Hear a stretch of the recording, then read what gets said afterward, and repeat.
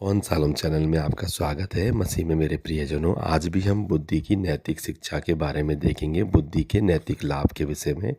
तो यहाँ पर हम देखते हैं कि विवेक तुझे सुरक्षित रखेगा और समझ तेरी रक्षक होगी, ताकि तुझे बुराई के मार्ग से, उलटफेर की बातों के कहने वालों से बचाए। प्रियो, जब हम बिगड़े लोगों की साथ करते हैं तो बिगड़े लोग हमारे को भी बुरी चाल सिखाते हैं, हम भी बुरी चाल सीखते हैं। प्रिय वचन में लिखा हुआ है कि क्रोधी का मित्र ना होना, क्रोधी का मित्र ना होना, जो झट क्रोध करे उसके साथ ना रहना, कहीं तू भी उसकी चाल सीखे। इसलिए हमें यह बात समझना चाहिए कि परमेश्वर हमें बुरे लोगों के साथ रहने के लिए भी मना करता है। और वचन कहता है कि जो खराई के मार्ग को छोड़ देते हैं ताकि अंधेर के मार्ग में चलें, जो बुराई करने में आनंदित और दुष्ट जन को उलटफेर की बातों में मगन रहते हैं। तो ये दुष्ट जनों की आदत है। इसलिए प्रियो, अगर अपने आप को जांचना है तो इस तरीके से जांचें कि हम उलटफेर की बातों में मगन तो नहीं हो रहे।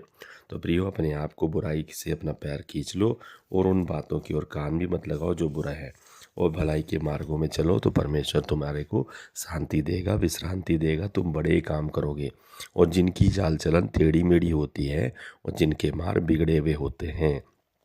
हाँ प्रियो, जब हम गलत लोगों की संगति करते हैं, उनके मार्ग और चाल दोनों टेढ़े होते हैं, बिगड़े हुए होते हैं। आपको याद है अय्यूब में जब शैतान से परमेश्वर ने पूछा तू कहाँ से आता है, तो उसका जो सवाल का जवाब था, तो देखो कैसे था।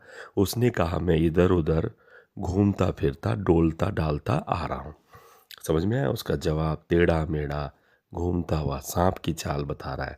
तो प्रियो, हमें भी इस प्रकार से समझना चाहिए कि जब हम दुष्ट की संगति करते हैं तो वो टेढ़ी मेढ़ी होती है और उल्टी सीधी होती है ना। और कौन घूमता फिरता है, कौन इधर उधर डोलता डबकता रहता है? आप सांड को देखें, आप देखें ऐसे जानवरों को जिनको कोई काम नहीं है, ऐसे घूमते रहते हैं।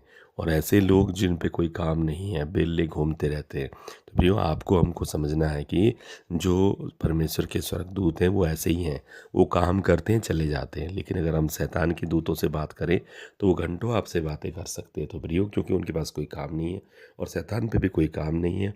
क्यों नहीं काम है? उसलिए अब उनको अपना काम नहीं है, इसलिए वो दूसरों के काम को बिगाड़ते रहते हैं। आज हमारे टीवी पे भी कितने आलोचक बैठे हुए, वो दूसरों की बखिया उखेड़ते रहते हैं, दूसरों के बारे में टिप्पणी करते रहते हैं। तो अब आप समझ सकते हैं वो कहाँ से और आप कहाँ से हैं। सबको जय मसीह की। God bless you.